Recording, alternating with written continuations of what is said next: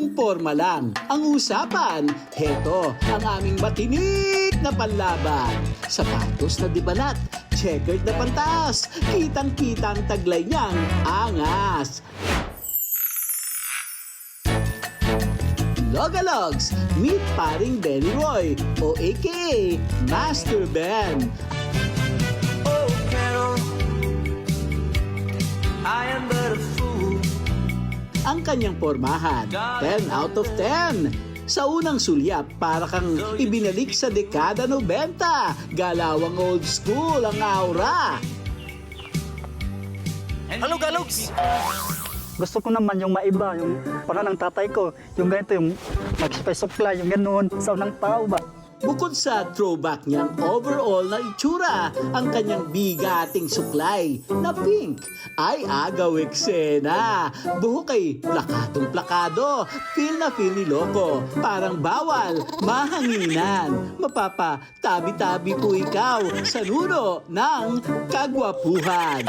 March 16, 1521, when Philippines was discovered by Magellan.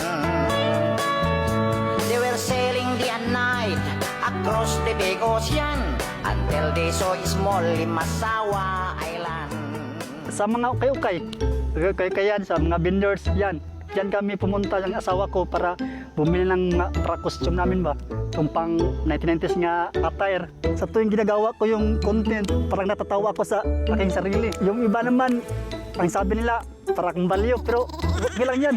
Basta content creator ka, huwag mo intindihin niya. Basta ang importante, doon ka masaya. Kung gusto ko man bumalik yung nakaraan, gusto ko 1990s. Parang wala kang problema nga eh. Kaysa ngayon, daming problema, daming basta dami.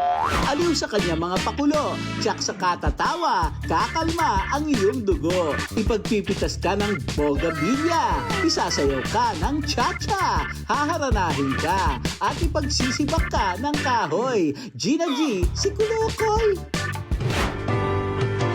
Kapag nakita ka,